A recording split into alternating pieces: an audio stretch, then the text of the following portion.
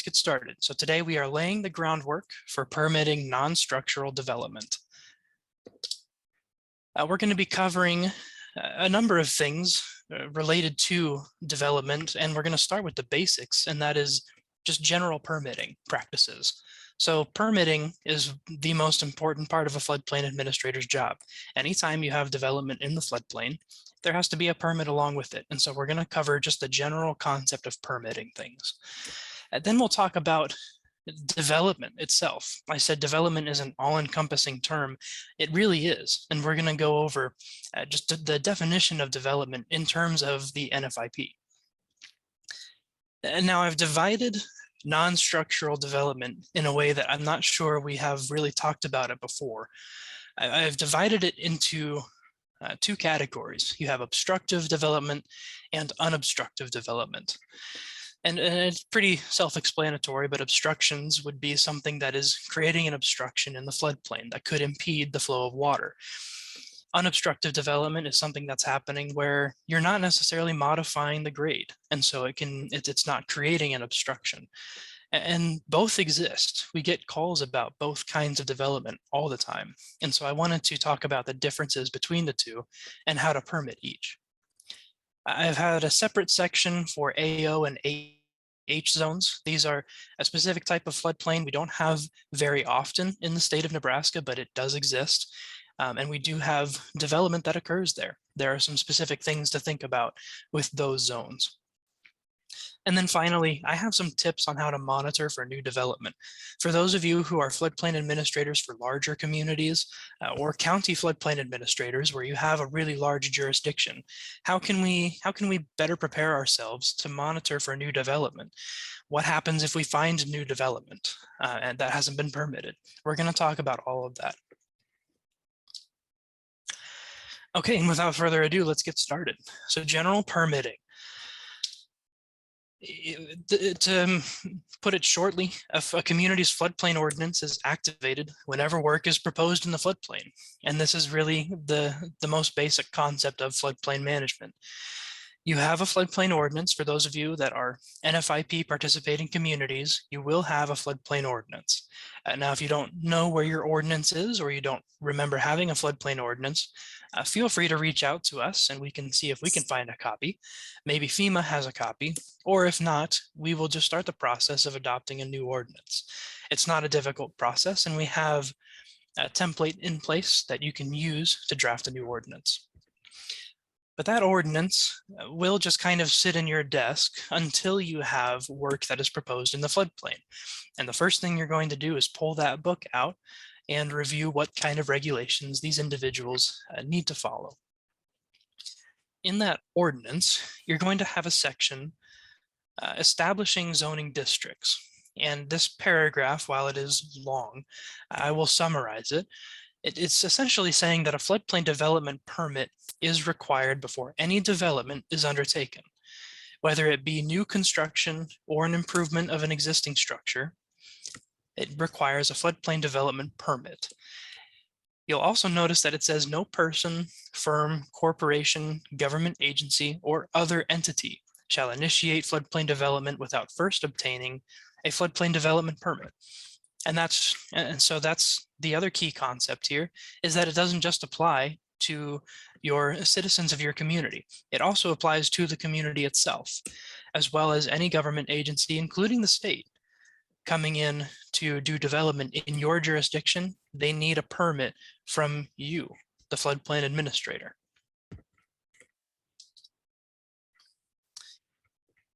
If you see that work has begun unpermitted, with or without the knowledge of the community, you also have an enforcement section of your floodplain ordinance as well. And this section would be activated in that case. So ultimately, the point of that enforcement section is not to punish the person or get them in trouble. The purpose of this section is to determine a path towards compliance. So there will be things in there talking about penalties, misdemeanors, and that kind of thing. And really none of that is to actually punish the person unless that's absolutely necessary.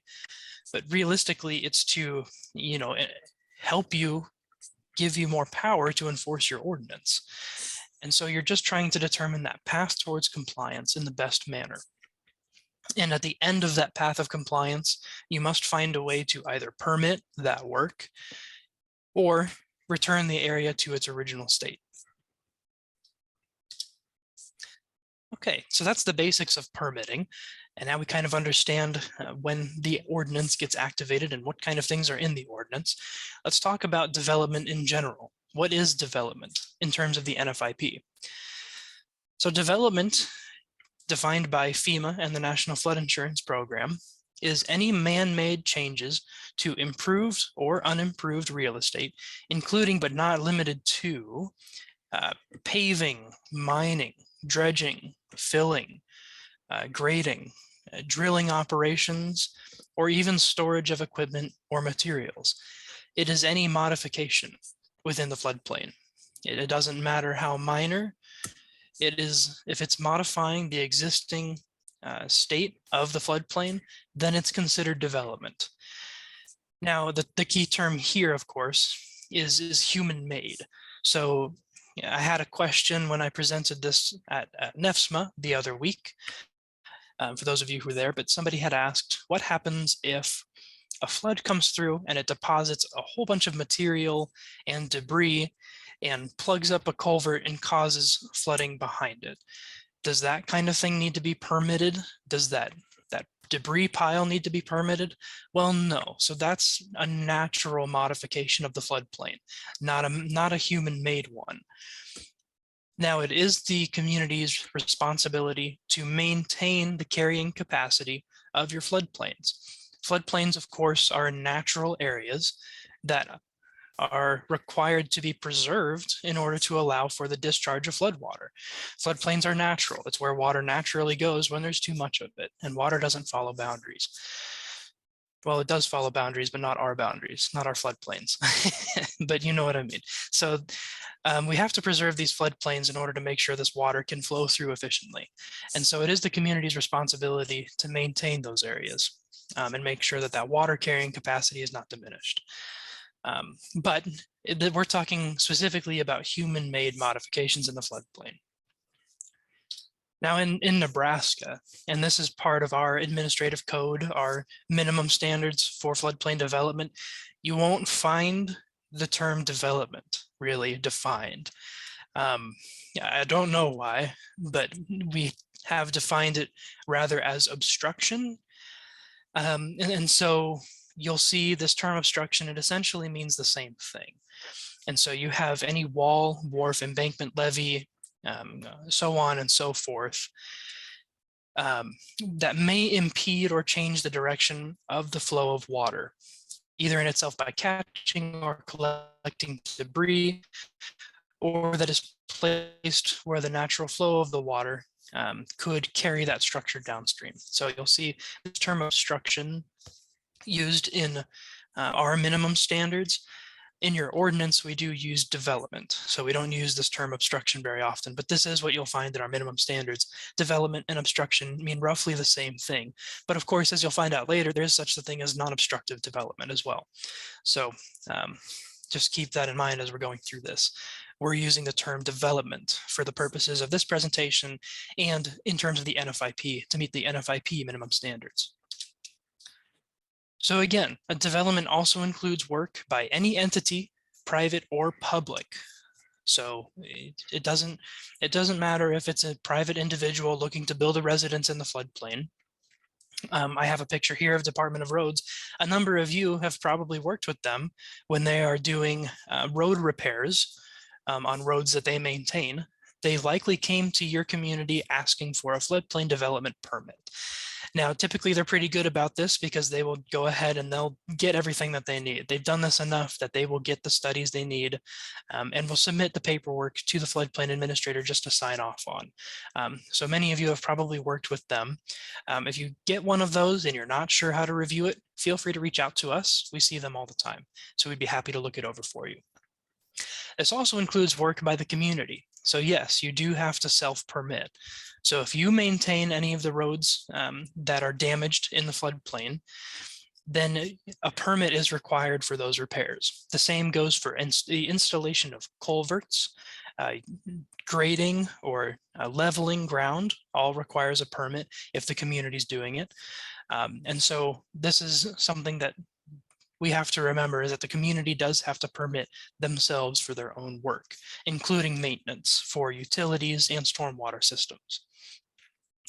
This also includes the temporary storage of equipment or material. Again, temporary and storage. A lot of times when we're doing construction, we are going to keep a lot of large equipment in the floodplain, if that development is occurring in the floodplain, and we may keep material stockpiles there as well. And this includes quarries too. If you have temporary storage of those materials in the floodplain, you have to permit those to make sure that you're regulating the impact on the floodplain. It's a modification in the floodplain that could obstruct the flow of water. And so this does still need a permit, albeit a temporary permit. So if they're only planning on keeping it there for a year or two, they have to permit it showing the impacts of that development for the course of that period of time. And then the permit can lapse at the end of that time. If they continue to want to store in the floodplain, they would then at the end of that period have to submit for a new permit. So this is one of those things that we don't always think about. And again, temporary modification of the grade. So sometimes we have construction or contractors are placing cable or pipe or replacing pipe. And so they have to dig a trench, pile up some material, replace whatever they're replacing underground, and then they put the dirt back. That temporary modification of the grade would require a permit in order to make sure that they're not creating a large berm across the floodplain. These pipes can go for a long distance, and if they're running perpendicular to a floodplain, they could essentially create a levee. And so you have to make sure that those get permitted as well, albeit a temporary one. I see Mark Bird had a comment. Is there a minimum square foot or size for obstruction, such as a 2-diameter mailbox pole? No, there's not. It's any modification. There's no size limit or a minimum where a permit is then required. Even something as small as a mailbox pole does require a permit. Now, a couple of thoughts on that. Number one, are you going to catch all of those? No. People aren't really going to come in requesting a permit for that kind of thing, because either they may not know that they need a permit for it, or it's something that's just so minor that they don't think they need any kind of permit for that kind of development. And so you're not always going to catch them. Additionally, if you are permitting them, it's a really easy permit to write. It's pretty easy to say that small mailbox pole is not going to impede the flow of water in any way. And so just writing the permit for that development is enough really to show that you are doing your due diligence and showing that this isn't, we're at least permitting it. It's not going to be, and the whole purpose of this permitting process is to make sure that you have a say in what is being plain. This was another question that came up and during my last presentation of this, and somebody had asked, is there a time when we would be able to waive that requirement of a permit? And then the answer is no. There's not really a time where you can waive a permit. The whole idea is that the community has to have a say in that development, no matter what it is. Because if we didn't do that, then people could do additional things. So maybe they're not just putting in a mailbox. Maybe they're also, they want to raise up that mailbox. And so they bring in a bunch of dirt to raise up a little mound that the mailbox can sit on. Well, then that becomes more of an obstruction. And so the permit, even for things as minor as that, sets the precedence for how we maintain our floodplains. So while it does sound relatively nitpicky, like I said, you may not always catch them in the first place, and you won't necessarily get in trouble for that. But when you are permitting these kinds of things, sometimes just the permit is enough to show that you're doing your due diligence. All right, so let's talk about obstructive development. So I talked about how I divided it into 2 categories. Obstructive development is really the bigger of the 2. And what I mean by that is most development is probably going to have some type of impact on flowing water. It's really hard to get purely unobstructive development. So we're talking pretty much about anything that isn't a structure. This includes bridges, roads, culverts, levees, Fill, whether you're adding it or removing it from the floodplain. Storage piles, picnic shelters. So I should talk about that as well. A structure is defined as something that is walled and roofed. So a picnic shelter, where it doesn't have any walls, is technically, in the terms of the NFIP, not a structure. And so those are defined differently because they're not walled. So structures, we're talking about walled and roofed structures. Non-structural is literally anything else. So how do these obstructions get permitted? Well, it really comes down to the type of floodplain that it's in, the flood zone. Now, many of you are probably relatively familiar with the flood zones that you have in your community. Now, a lot of you have many different kinds of floodplains. Some of you just will have one or two, but I wanted to talk about all of them just so we can get that full scope. I'll do a quick review of what each of them mean. I won't spend a lot of time on this. If you have questions about the different flood zones, feel free to reach out. Zone A, this is going to be just your general floodplain boundary. This is your blue blob on a map. This is where your floodplain is. There's going to be no other information really on that floodplain map other than that boundary. So there won't be any base flood elevations shown on the map, and you'll just have that general floodplain boundary. It's a basic study. Zones AE, no floodway. So this is a relatively uncommon type of flood zone in Nebraska, but it does exist. These are an enhanced study. So you have a flood insurance study to go along with it, and base flood elevations have been determined, unlike a zone A. The difference is there's no floodway with these. So it is still just a blue blob, except now it just has those BFEs on it. Zone AE with a fringe. So this is the zone AE that has a floodway, and the fringe is anything outside of the floodway. So what we're talking about here is the area immediately outside the designated floodway. And then of course the floodway. So this is the area, this is the most dangerous part of the floodplain. It's the area of highest floodwater flow, and it has to be preserved to ensure the efficient movement of water. And I'll get into that in a little bit here. Okay, so let's work through the permitting process. Let's work through the steps that we would like to see in your permitting process. Of course, all of you probably have different administrative procedures, but this is the general process that you should follow when you're permitting these kinds of development. The first step is project scoping. And what I mean by that is a lot of times, not all the time, but a lot of times, non-structural development has an end goal that includes a structure of some type. So people will come in and want to put down fill to elevate or level an area. And sometimes their end goal is to then place houses on top of that fill, right? It's not always the case, but a lot of times that's how subdivisions end up, is a contractor comes in and they want to turn an area into a subdivision. And so maybe they put in the fill first before they put in the structures. This is a great time to find that out. When they first come into your office and they are looking to apply for a floodplain development permit for whatever they're developing, the first thing you want to do is get the full scope of that work. Now, of course, a lot of you will have maybe already worked with them in order to subdivide the area in the first place, or maybe not. Everything kind of gets done a little differently. But the whole point, what I'm saying is, the last thing you want is to permit somebody to do fill or something non-structural, and then the next year, maybe they're doing this in phases, they come in for another permit and say they want to build a house on top of it, but they only brought in, a half a foot of fill, and they're not elevated high enough to be a foot above the base flood elevation where they're supposed to. Well, now they have to bring in more fill. So making sure you get that full scope of work so you know how to require them to build in compliance. You want to know the end goal of what they are developing.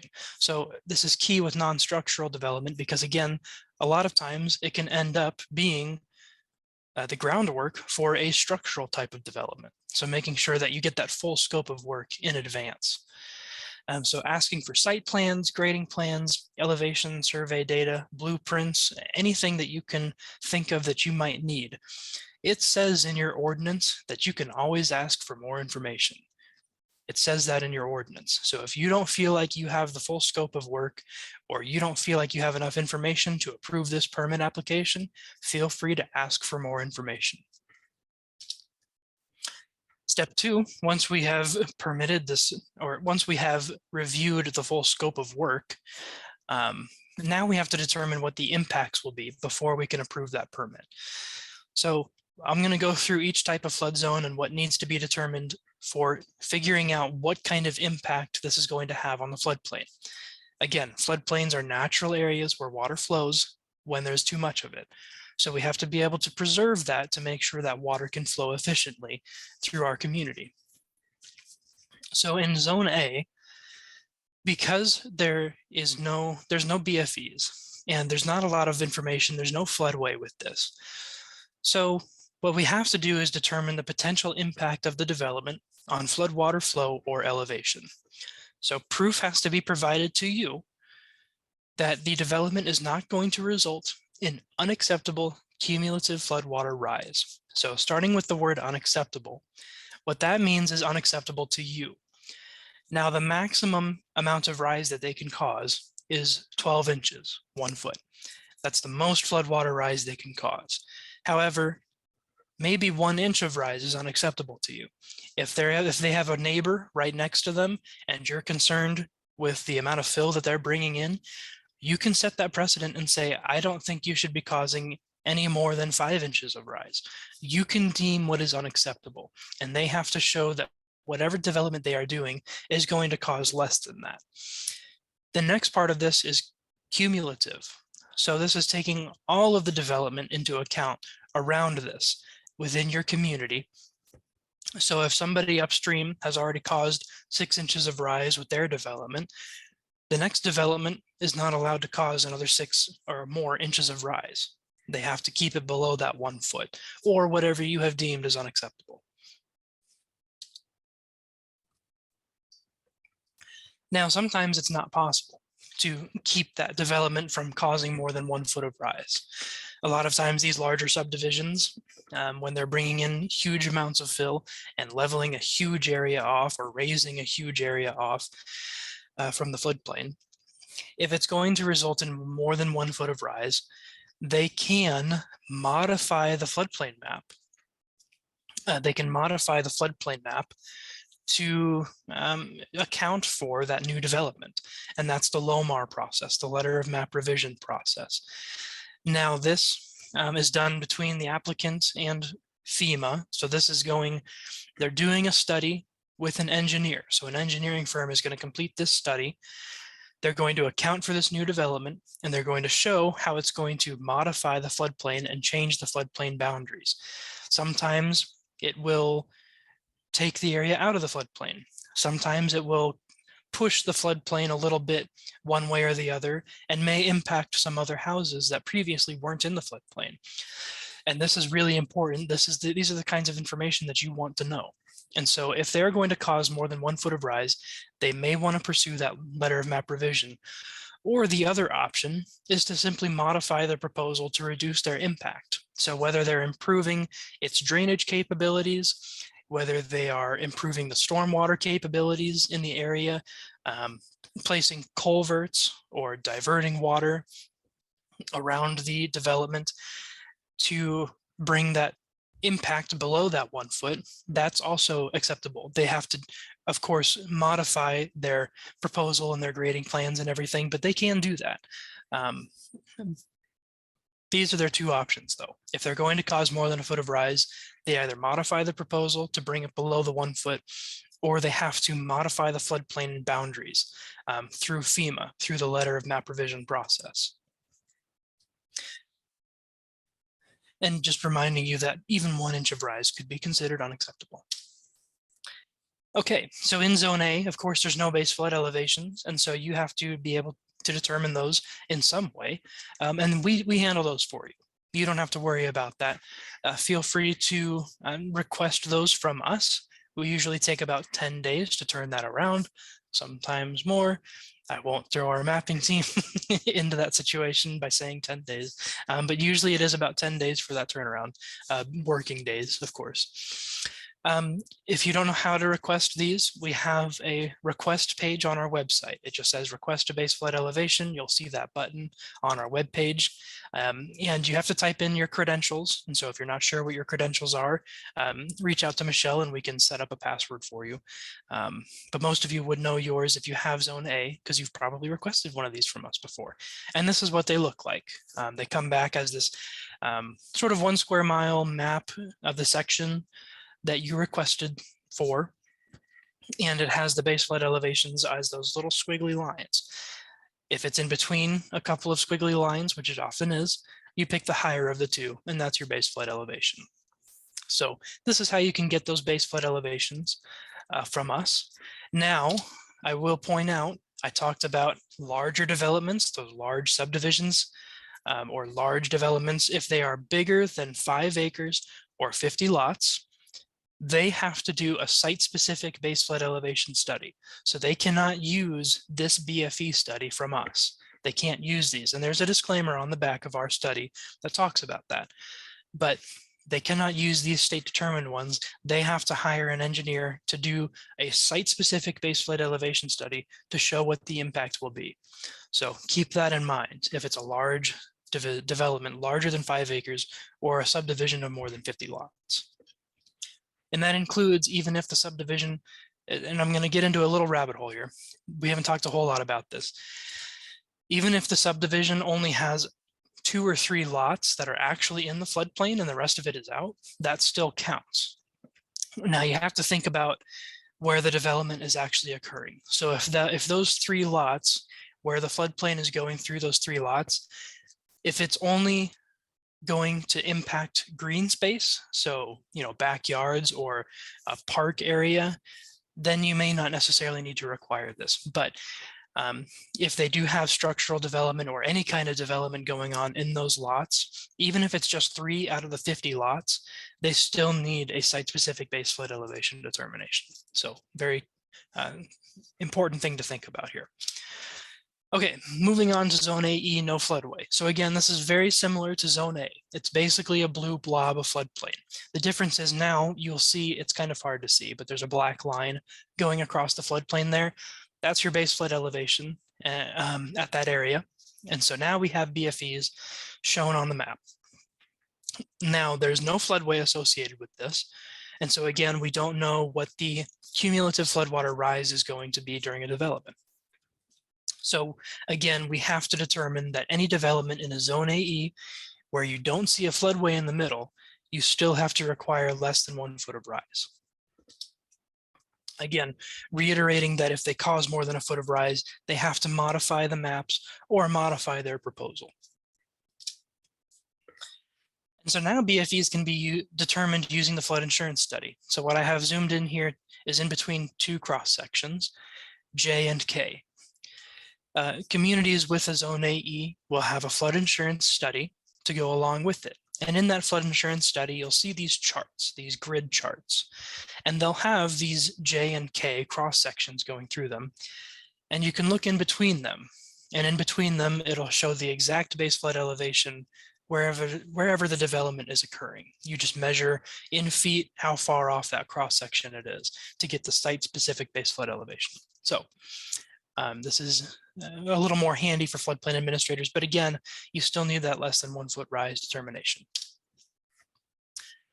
Okay, in the flood fringe. So now we're talking about an area that has a floodway. You see that red area going through the middle, that's the floodway.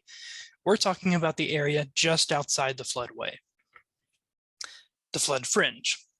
So in the flood fringe, determinations of rise are no longer required. And the reason being, for those of you that haven't attended my basic floodplain class that I do with Chuck, I talk about this a lot more in detail, but take the floodplain and imagine that you're standing in the riverbed and you're looking downstream. What we've done is we've taken the floodplain and we've squeezed both sides of it, just hypothetically using mathematics and engineering. We've squeezed both sides of the floodplain until we cause 1 foot of rise in the middle. That area where we've caused the 1 foot of rise, that becomes the floodway. Everything on the outside of that becomes the flood fringe. Now, what does that mean? Well, that means that you can fill in anything you want in the flood fringe, and you're not going to cause that foot of rise. We've already calculated that for you.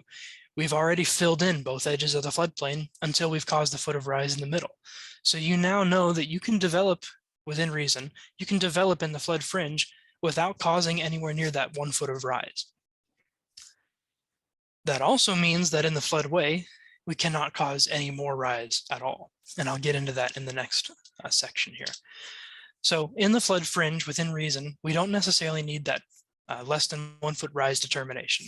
Now, of course, if it's a large development, talking about those subdivisions, you probably would want to get a study. But for the most part, within reason, you don't need that determination of rise.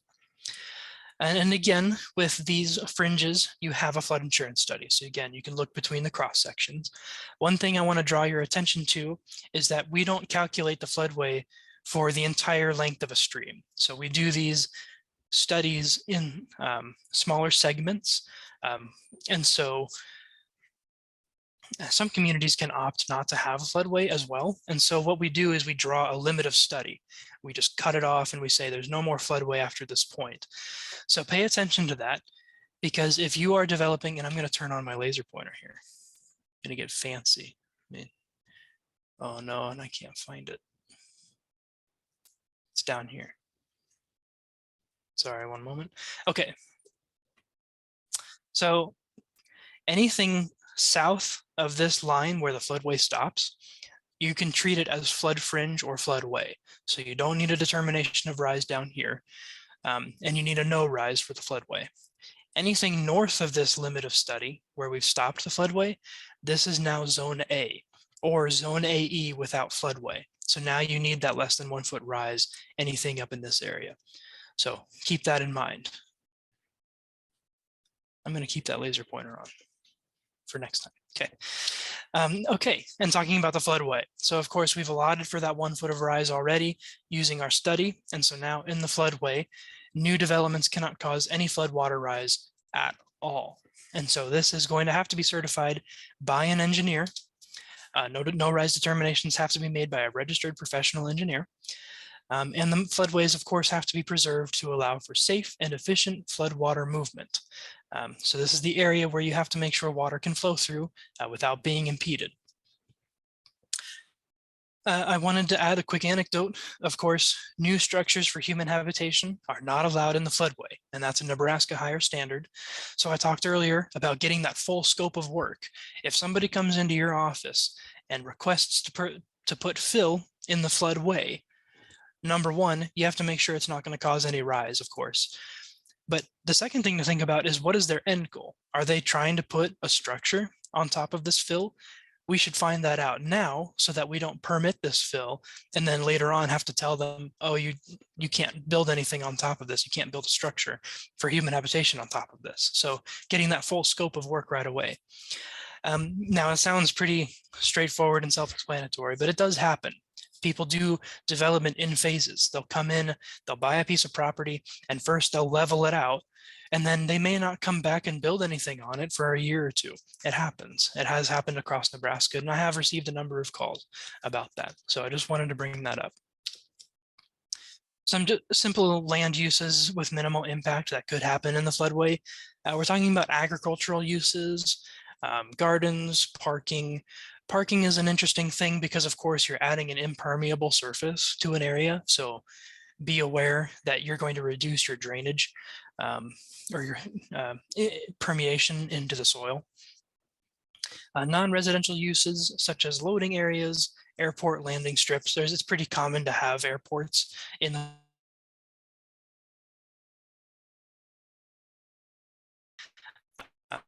it happened. I've seen a number of them across Nebraska. Something that we recommend having in a floodway, whether it be parks or, well, parks, I'll just say that. But in the floodway, this is a common usage for maintaining and preserving that area for drainage. I just wanted to kind of visualize that concept of less than 1 foot rise. So that we're talking here about Valparaiso, the Valley of Paradise in Nebraska. This was a development that was effectively permitted. They got everything they needed. So this is not to call out that community at all. They did everything they were supposed to.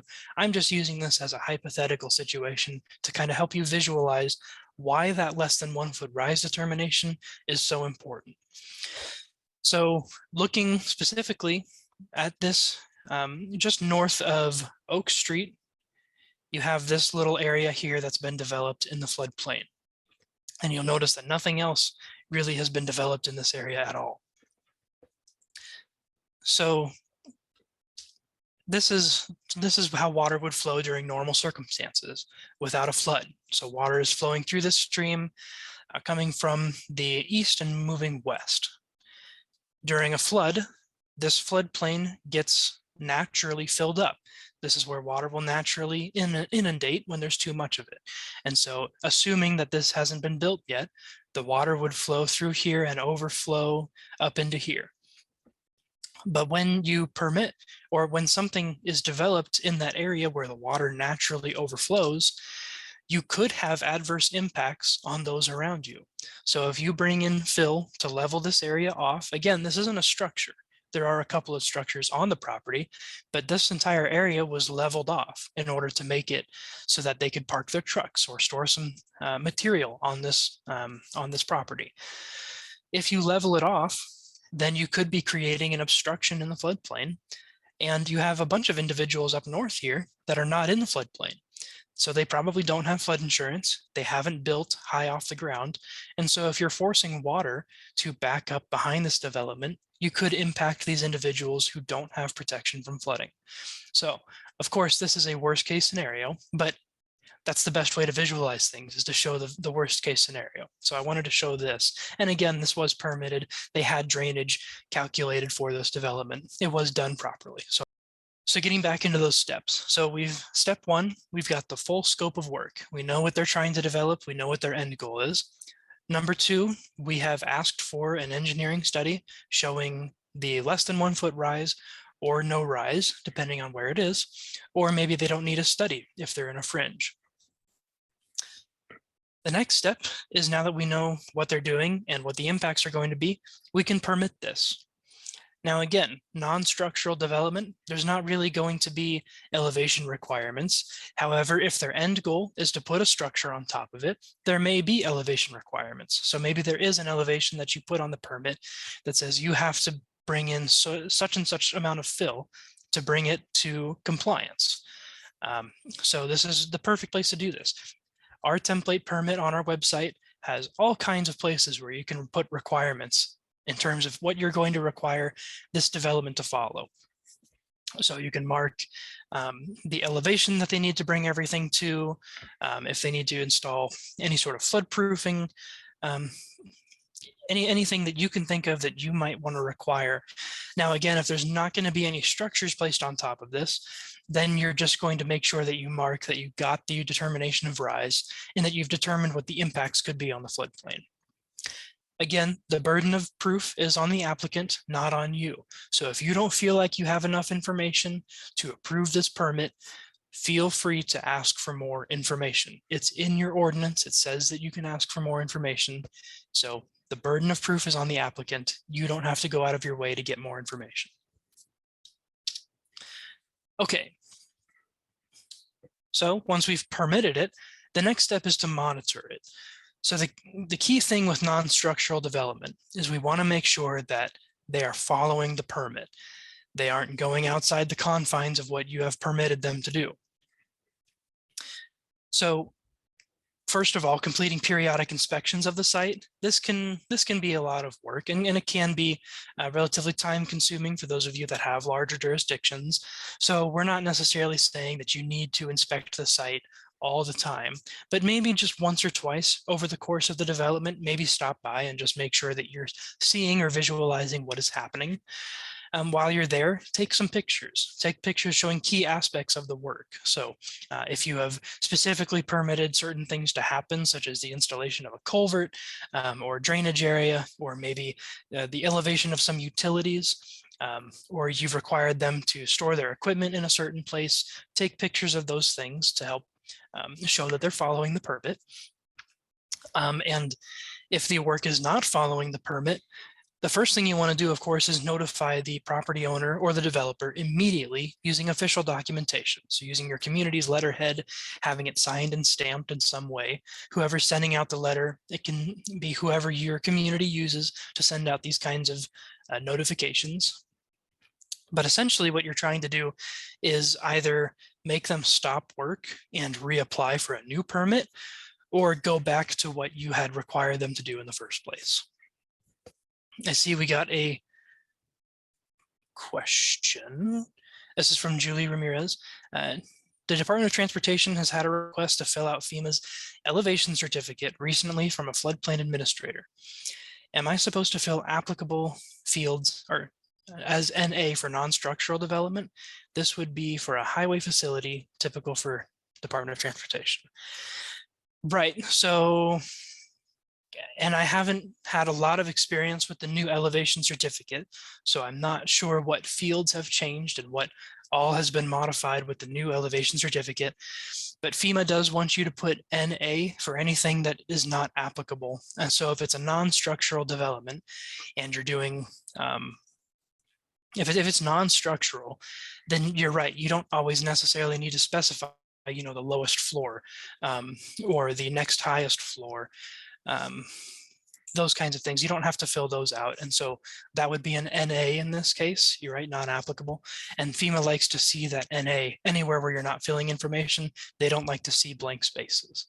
So let me know if that didn't answer your question. Again, I'm sorry, I haven't seen the new elevation certificate very much. It kind of came out of nowhere. And so we've had some training on it, but it's relatively minimal. So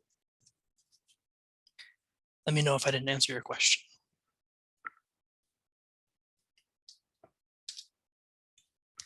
Okay, permitting unobstructive development. So that's the whole process for permitting anything that could cause an obstruction in the floodplain.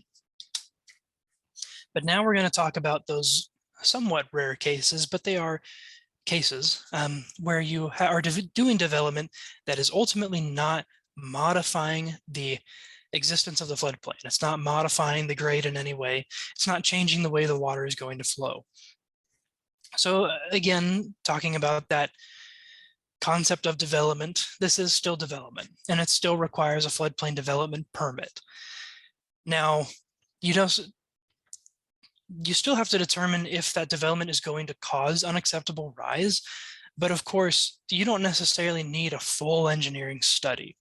So if they're putting in, like Mark had asked earlier about a little 2-inch diameter, was it 2-inch diameter mailbox pole, that kind of thing, it's still considered development, but you're not going to go require them to go to an engineer and show the amount of rise they're going to cause or show no rise.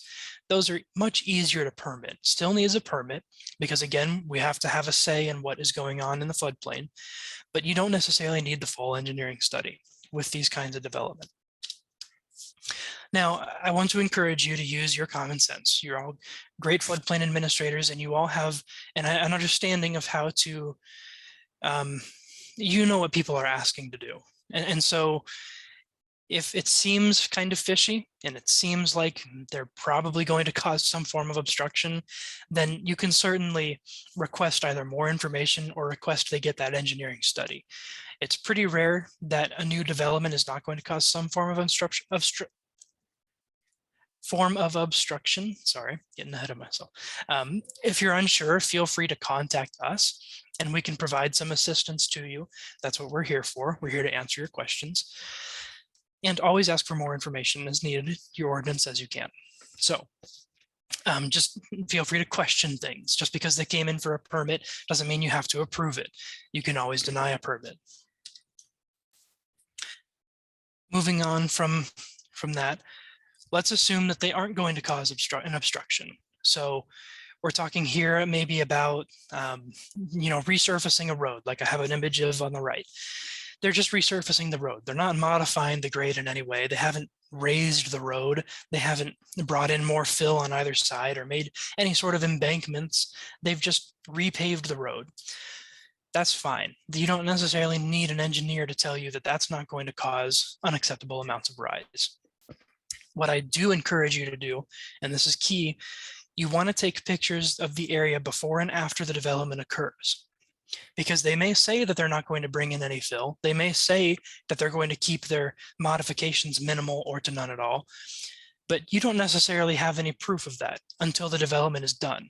So we strongly encourage, and in fact, I would almost require it, take pictures before they do the development, or have them take pictures before they start and send them to you. And also after, showing that they did not modify the grade at all. Now, it can be kind of hard to show, so make sure they're taking pictures at the right angles, maybe not from directly above like the one I have on the right here. Maybe have them take a picture from the side to show that they didn't raise anything. Again, so proof of this development that it was not obstructive has to be provided at completion. So whether it is pictures, or maybe you require a new elevation study, like we had just talked about from the question from Julie asking about the elevation certificate for a highway development. So whether it be a new elevations survey, just some form of proof of accuracy to the permit that you wrote. You have to have that proof at the end. For those of you that don't remember structural development, when it's all said and done, you have to get a post-development elevation certificate to show that they built that lowest floor high enough. It's the same concept here. They may not necessarily need an elevation certificate from you, but at the very least, you need pictures to show that when they're all said and done, they follow the permit. Excuse me. Okay. So some examples of unobstructed development that we have seen and that I've seen in my 3.5 years, I've seen individuals calling about boring or burying cable. There was a project going on, I think in Lancaster County, and potentially, was it Seward County? I can't remember where else it was occurring, but it was in Seward, I think. But they were putting in fiber optic cables, and they weren't doing this by digging a trench and dropping the cable in and then burying it. They were using a boring machine, and I'll show a picture of what that looks like on the next slide. Many of you are probably familiar with it, where it just basically shoots the cable underground without having to dig a trench. It just has one entry point, and they essentially drill or bore it under the ground without really causing any sort of modification to the ground above it. Replacing underground pipes. Now, again, we talked about that temporary storage of fill. So replacing underground pipes, they might be digging up the ground and placing it along the side temporarily, almost creating somewhat of a berm. And so making sure that that gets permitted. But at the end of the day, when they are if they are placing everything back, or they are doing this minimally, this can be a type of unobstructed development. Resurfacing roads, just talked about that. It's very easy to resurface a road without modifying the grade. Or biking trails and parks. So again, for those of you that have parks in the floodplain and you want to preserve that green space, but still have some form of use of it, you can always have bike trails or walking trails put in your parks in the floodplain, and that's relatively easy to permit. Of course, there will probably be some leveling in some areas, but if it's kept relatively minimal, then you can consider that as non-obstructive, and you can just write the permit. You don't have to have an engineer get involved. Again, if that original grade is maintained. So some key things to think about there. This is a picture, just a little graphic of a boring machine that kind of shows how it works.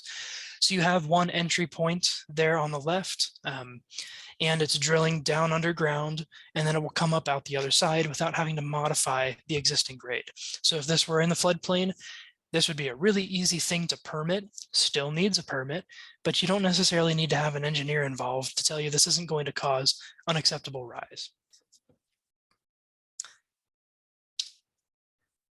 Okay, very quickly, I want to go over AO and AH zones. How am I doing on time? Running out of time here. I'll go quick here. So zone AO and AH zones, the key thing I want to talk about here is that you have adequate drainage. So with AO zones, you have sheet flooding. So it's a large area of 2 different elevations, and you just have a large sheet of water flowing over a large area of depths of 1 to 3 feet. So the key thing here is making sure that you have adequate drainage so that when that sheet flooding comes down and impacts your development, it flows around it. It doesn't just go up and over it. And making sure that it doesn't erode away those embankments. And then AH zones are ponding. So where you don't have a riverine source, you just have a low depression of land that fills up with water. If you're going to be doing development in there, it's really, it comes down to the elevation. And again, making sure that we're not reducing the ability of our floodplains to hold that water. Again, these sort of act like retention ponds. They hold the water and keep it from going to other places. If you fill that in, you've essentially reduced the ability to hold that water, and it will flow to other places. So make sure that we are keeping track of that and reviewing the impacts on our water storage capacity. RVs are another great way to use floodplains. They are relatively minimally invasive. You can install RV pads without having to determine the rise, because if you're just putting them at grade and not bringing in any fill, you're not modifying the grade. And so this is a great way to use and maintain the natural functions of our floodplain. Now, of course, there are requirements along with these, and these are in your ordinance, requiring them to be on site for fewer than 180 consecutive days, and they have to be fully licensed and ready for highway use. If not, then they have to be considered a manufactured home, and they have different requirements along with that. But RVs are not considered structures, is the key thing I want to touch on here. So this is a type of non-structural development. Again, always remember that these individuals need to evacuate in the event of a flood. So have a warning system in place, have a designated person monitoring for unpermitted additions or attachments that would make it so that they can't evacuate, and inspect for mobility. Make sure that their tires are inflated, brakes work, they're not sinking into the mud, all of that kind of thing. And lastly, I'll just touch on monitoring for development. We do have one more poll question, by the way. Just really quickly, I wanted to touch on this. Community outreach is one of the most important aspects of floodplain management. I talked a lot about permitting types of development that people aren't always familiar with, and they're not always sure that they need a permit. The best way to catch those types of development is to reach out to your community and make sure that they know that they need a permit. So whether it be mailers, or maybe it's a postcard that you put in their utility bills, door hangers, just having flyers in your public building, or maybe updating your website. All of these can be used to help educate your community and let them know that you need a permit anytime you're modifying the grade in the floodplain. So having a permit on your website that they can download, an application, of course, not a permit, an application. Ensuring your other permitting officials know to check for the floodplain. So sometimes you have multiple permitting officials in a community, making sure that you're all communicating to know when something is occurring in the floodplain. You can always work with your assessor's office as well to develop a list of existing properties in the floodplain. That's a little foreshadowing for the next class that we have with Chuck coming up. And then, of course, this is just a showing. I did a little tour of Lynch, Nebraska. They had some flooding recently. I just did a little driving tour with the floodplain administrator. We drove around to see some of their non-structural development that they were doing for their repairs in the floodplain. So here they were fixing a part of a road. Again, needs a permit, but is that going to cause a foot of rise? Probably not. So a permit would be required here. Whereas this might be a little different. They brought in a bunch of stone and rock, and they filled in this embankment next to the creek because, man, that water flows really fast. But they had to do this, and now this might require an engineering study to show less than 1 foot rise because this was in an A zone. So this is the kinds of non-structural development that we're kind of talking about today. Just some advice from a fellow floodplain administrator. This is from Mitch Polachek. I believe he's in the class today. So thank you so much for joining, Mitch, and for providing some feedback to me. He just had some advice from a floodplain administrator. Of course, he's a county floodplain administrator, so he has a large jurisdiction. He has to monitor for a large area. He just says, always be looking for new developments. And one of the best ways to do this is to contact your building inspector. familiarize them with the floodplain areas, and ask them to keep an eye out for any development. Of course, these inspectors, it's their job. They drive out and they do these inspections. So have them, while they're driving around, have them look for new development. Part of his job is to be the building inspector. So he's always driving around to inspections. And he's caught a lot of unpermitted dirt work in the floodplain numerous times, along with a few structures as well. And he also says to familiarize yourself with the floodplain.